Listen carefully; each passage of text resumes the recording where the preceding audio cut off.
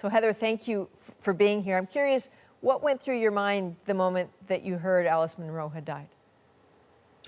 It was surprising for me. I had, of course, been knowing that she couldn't be with us forever, but then part of me thought perhaps she was immortal in some ways. And then when I did hear she passed, and it really made me think about how she is with us, and she is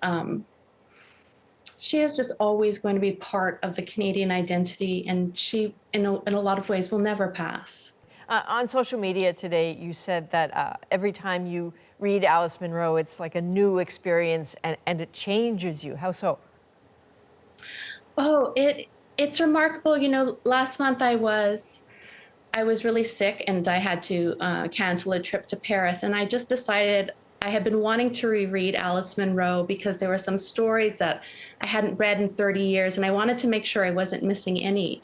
And just the experience of going back and the stories that registered, because when I was a young girl of 19 or 20, when I first discovered her work, it was the stories of women of that age who were escaping from men and families that were kind of trying to keep them at home that really resonated with me.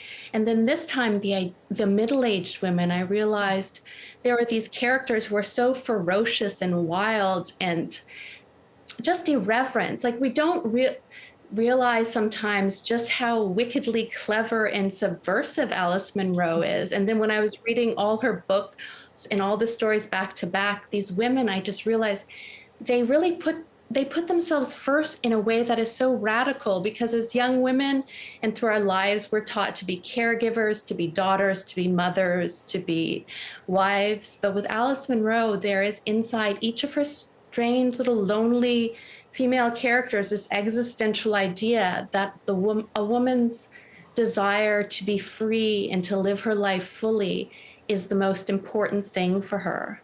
And that's just, it moves me every time in different ways when I read it. Was it when you were at McGill that you first became aware of Alice Munro? It was. I was 19 years old, and I took a class called Canadian Writing by Women. And it was a huge survey class in which there were 400 students. And the syllabus was maybe 20 or 25 books. And one of Alice Munro's books was there. And it was so funny because on the very last day of class, the professor came in and she said, "It's remarkable because every single one of you, all 400, without a single exception, chose to write your final papers on Alice Munro."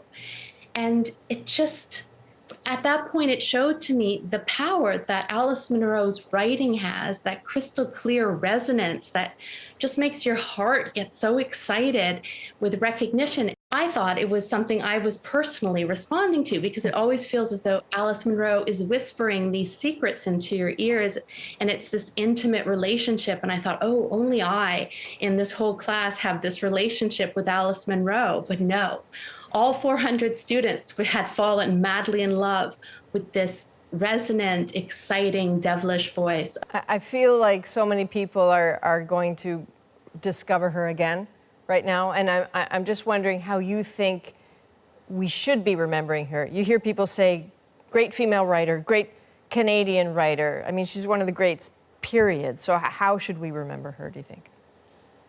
Oh, yeah. I mean, there's, on the one hand, it's her, I've been speaking about her themes of womanhood, but there's also just the absolute craft, what she was able to do. She changed the scope of the short story. Each of her short stories contain novels, the way she slows time, speeds it up. And I don't know any writer who has not looked at her craft and really studied it, and she's just, that's why they gave her the Nobel Prize. She really changed what short stories could do. So I think she'll just be remembered primarily as one of the greatest short story writers of all time. Amazing. Heather O'Neill, thanks so much. Thank you.